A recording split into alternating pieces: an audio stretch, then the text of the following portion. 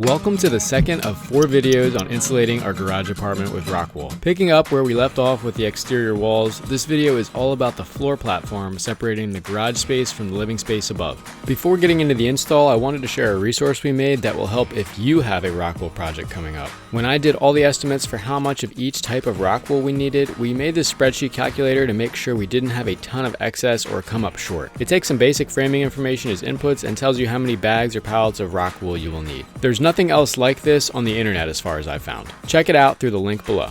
One of the most important steps before we start insulating is air sealing, because the movement of air carries a lot more moisture and heat with it than really anything else when it comes to your building envelope. On this build, we're taking extra special care and attention to detail to make sure this is an airtight envelope. That way, all of our HVAC systems perform to their optimum capabilities. That's our heat pump, our ERV, and our whole home dehumidifier. They're all gonna be working together to keep this space conditioned.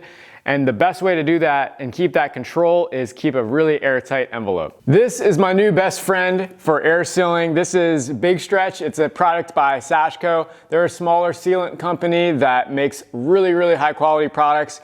Big Stretch lives up to its name in that it stretches a lot. Houses do move with moisture, and it's important that when you're sealing these gaps up, you're using a product that actually will move with the house rather than just cracking and separating, and at that point it's not doing its job anymore. So Big Stretch will be used to fill all the holes and gaps and cracks that arise from having penetrations through the exterior for lights and receptacles. All the holes in the bottom and top plates for things like wires I'm going to go hit with sealant, and same thing with all of my light and receptacle boxes. We'll be doing something a little bit special on the interior walls of this project, and that is Siga Myrex. It is a responsive vapor control layer. It's not a vapor membrane that you typically would see on older style builds. That's just a sheet of plastic that has no permeability. Siga does breathe, and it actually does it directionally, and it also varies based on how much moisture it's in contact with. So a lot more detail to come on the Siga, but the first step is going around with the Big Stretch, sealing up all these boxes, penetrations in the plates, and any other holes in the exterior I can find. There's really nothing too complicated about this, just a good squeeze to fill this hole up, work the wire around a little bit, and she's sealed. Simple as that. Same deal with anything going through our top plates. I'm gonna hit these from both the top and the bottom, just for a little bit of extra sealing fidelity. This is also a fire protective measure as well. Air carries fire, so having air blocking between any sort of floors or ceilings or walls helps reduce the spread of that. I hope we really never have to come across that, but it's just something to note. Not long after this, I posted a reel about putting spare conduits in from the attic to utility room and got absolutely blown up in the comments about using Big Stretch instead of fire caulk or foam. The residential code does not require the sealing material to be fire rated, it just needs to seal. Elena was still worried, so she went out and bought some actual fire caulk, and then I made this video as a follow-up. But I just want to show on camera how garbage this stuff is. It dries hard as a rock.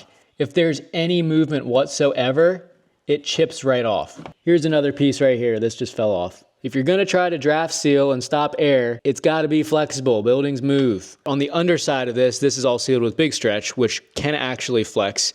But yeah, this stuff is, well, that was a waste of money. Now there is an orange version of this stuff labeled for commercial use, and maybe that's more flexible. Regardless, my personal opinion on these fire sealants is they don't justify going out of your way to use them unless your local code or inspector is firm on it. If a fire is in your wall and the deciding factor of whether you can make it out in time is the melting point of the sealant around a wire, you probably have bigger issues to deal with. I'm pivoting towards the floor platform now. I want to get the whole floor platform done in the garage, except for where we have to put HVAC. The reason I'm a little bit out of sequence here is because we ordered the ROCKWOOL, we got it delivered, and it's outside now, and we're not done our HVAC yet.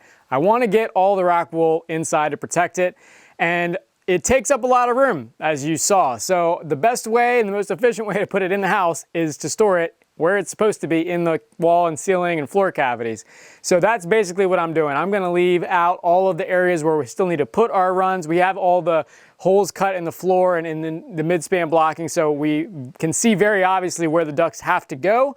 And the inspector's cool with this. He'll inspect the HVAC after we're done installation. We cleared that ahead of time. But this will allow us to get the ROCKWOOL inside the house and out of the weather. We decided to get the rest of the bags up to the second floor, and it was a good thing we did because about 3 hours later that insane tornado touched down. All these trees in the front of the house went bye-byes in just a few seconds. And as luck would have it, one of these empty pallets got picked up by the wind and thrown about 20 feet into the side of Elena's Subaru, causing roughly $5,000 in damage. I'm going to start with the band joist. Before I start insulating, I've double checked that all of my exterior penetrations for this deck ledger and any wires, anything like that, are all sealed. That's with big stretch, so it's just stay permanently flexible. With the sealant dry, I can start putting all the bats in. I'm going to be cutting those. There'll be rectangles with little 1-inch cutouts out of each corner. That way they fit nice and snug in there. I just find it fits a lot nicer and neater. Otherwise, you're really shoving the corner back in with this flange, and there ends up being kind of an airspace, and it just doesn't look quite as nice. The R24 works nicely. The R24 and the steel stud width works nicely for the band joists. I'm just cutting 14-inch sections off, or 14 1/4. That's the height of my floor platform. And then it's already at the right width, about 16 and change. So each bat gives me 3 pieces, and then I just have to chunk out 1 inch at each corner so it sits nicely with the I-joist flanges. I'm sure an installation contractor would not be taking that extra step, but that's okay. This is going to take me a lot longer than it would take them. However, I think the job will be better when it's all said and done. Less gaps.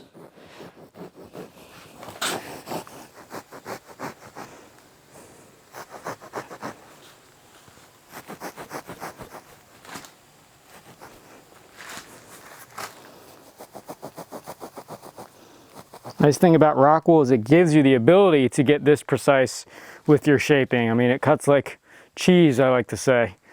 There's our stack of puzzle pieces ready for install.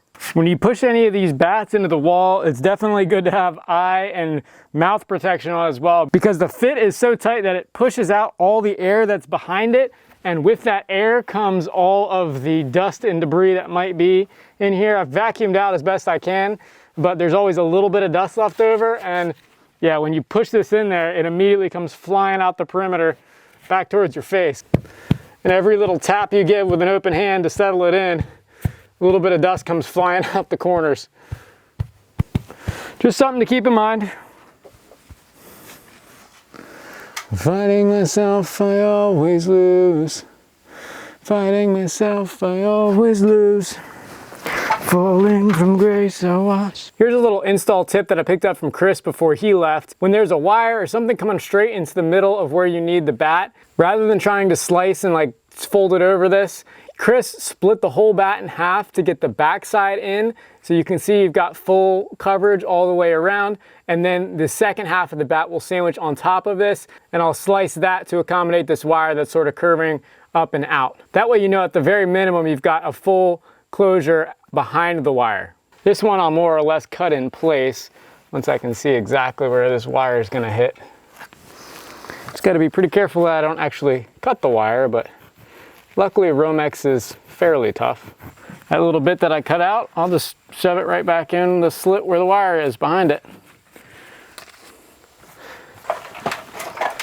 Falling from grace, I watched. I'm really going for the class 1 install on this joist bay. This is our garage ventilation fan duct coming through, and I found a scrap that was this long, carved out these little corner sections, cut it in half, and then carved out a circular profile to fit around that pipe. And I would say it fits pretty darn well. It'll fit better down here once we get the bottom piece, which I'll just find another scrap for. I feel like insulation and air sealing are like the 2 most important things when it comes to long-term energy performance of a house.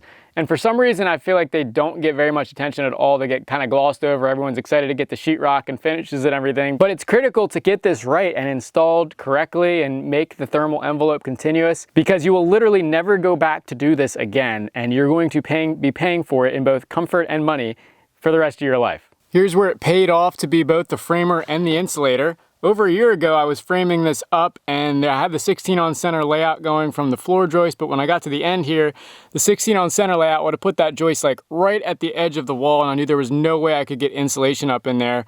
So I held it back, and it was a little bit of a pain to do with the floor sheeting that didn't line up there, but at this moment, it's currently worth it because I can actually slip my 6-inch bat up there in the cavity, and it makes it right around my little furring strip that I have for the drywall blocking up there and goes right up into the band joist. So that is a good benefit of doing everything yourself. There's many cons to that, but one of them is you can be thinking ahead and you're not put into crappy situations when it comes time to do stuff like insulation.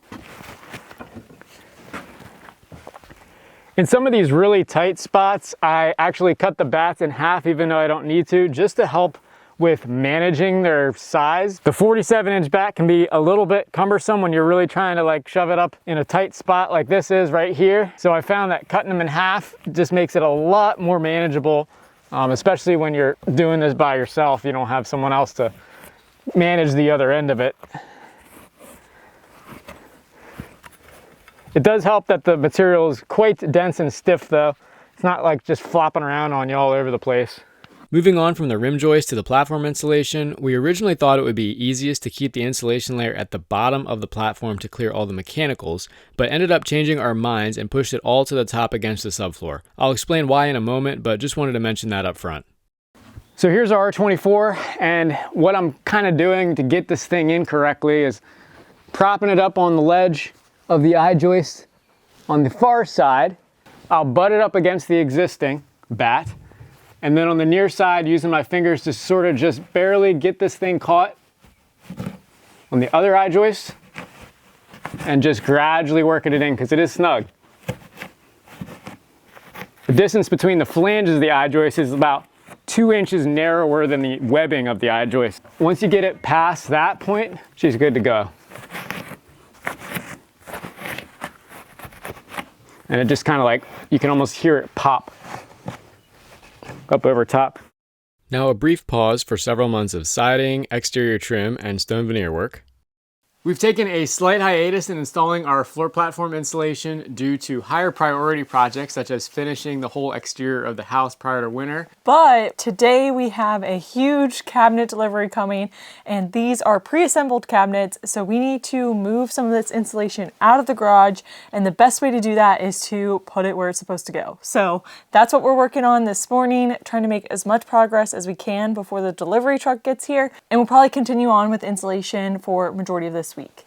We're also changing course a little bit on our install. So this first 1/3 or so that we installed with it down against the drywall ceiling of the garage here, we thought a little bit harder about that, and we are going to change it to being up right up against the floor platform, and we'll push all that back up as well. Here is why we decided to make that change. With our Cape Cod style roof, the first 3 feet at least of the house, and in 3 different areas, it's like the first 6 feet, is unconditioned attic space. The soffits are open to it, and the thermal envelope of the house is actually the attic wall, like the knee wall there. So I didn't want to keep the insulation low in those areas because the air gap under the floor in those areas would lose heat to that unconditioned attic space, and that air gap is shared with our conditioned space. So by pushing the insulation up against the floor, we get a fully continuous thermal barrier from the attic knee wall down beneath the floor and down in our band joist. Of course, we have our garage headers here, which are kind of a thermal bridge, but I digress. Reason number 2 is keeping the floor in the living space as warm as possible. That's going to be our main conditioned space, which we're spending the most time in, and especially the most time on the floor. So we didn't want that air gap beneath the floor that's going to be constantly drawing heat from the interior living space. The insulation at the bottom of the floor platform here would do a great job at holding the heat down in the garage, but that is not the main area that we're heating and cooling. The area we care the most about is the floor upstairs. The idea is basically like taking an attic and flipping it in reverse. You don't have an air gap between your sheetrock and your attic insulation. The attic insulation is directly on top of your ceiling upstairs to keep the heat down. So in this case, we're keeping the heat up by putting the insulation right up against the floor platform.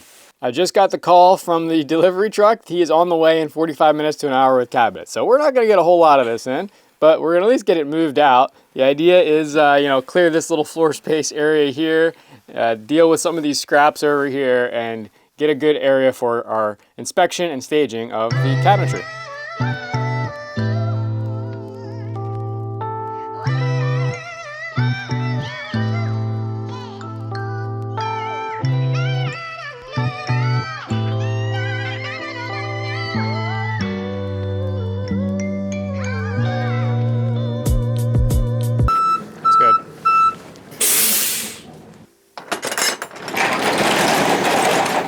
The cabinet delivery was quick and smooth, much more to come on all the details in an upcoming video.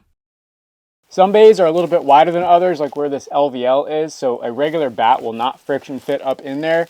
So what we got to do in this case is we're cutting the bats to go long ways, or I guess short ways, across the stud bay, and just basically running them in one little bit at a time. And then any of the scraps we're just using in the long runs where they actually just fit snugly. I should also note we air sealed with some big stretch coming from the bottom. We're doing the same from the top, but just a little belt and suspenders to get it sealed from both the bottom and the top.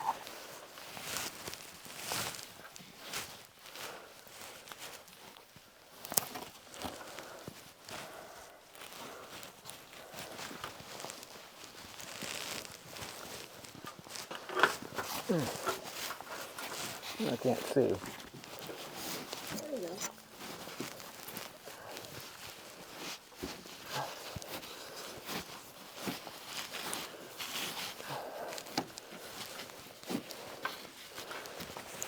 I feel like the smaller pieces are just going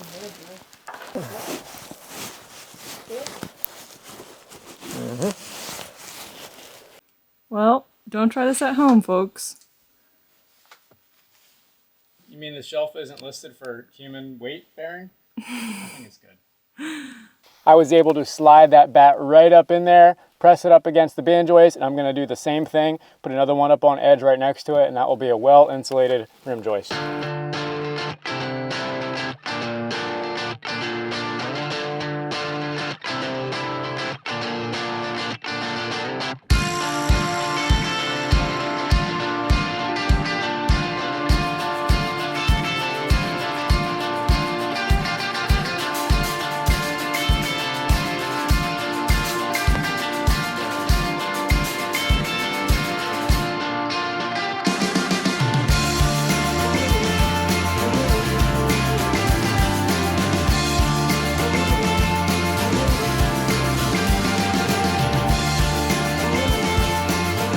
We are now in the utility room for the very last bit of floor platform insulation, and that is above our HVAC trunks and in the ceiling of this utility room in general. This was the last place I wanted to insulate because we have so much going on in the ceiling of this, all of our ERV ductwork, dehumidifier, main HVAC, the sprinkler system. I just wanted to make sure all of that stuff was in place before we went ahead and put insulation in here, and I think, fingers crossed, we're finally there. I've already started on the outside couple bays above our air handler unit because I will really never be able to climb on that thing again once we get our supply trunk in. In the floor platform above this utility room, I thought it would be a good idea to put 2 layers of insulation and try to pack as much in this ceiling as we can because there is a bedroom directly above this and there's going to be equipment running in this room. So the main layer of insulation is up against the floor platform to keep heat from escaping out of the main living area, and then we'll also have some double layer areas where we will have insulation directly against the Sega and the drywall.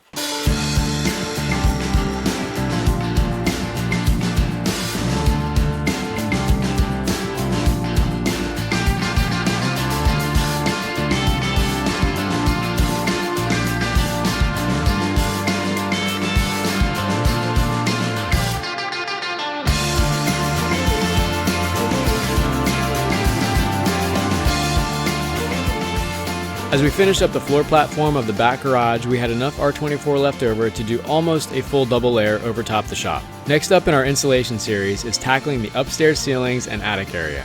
As always, thanks for watching and we'll see you on the next one.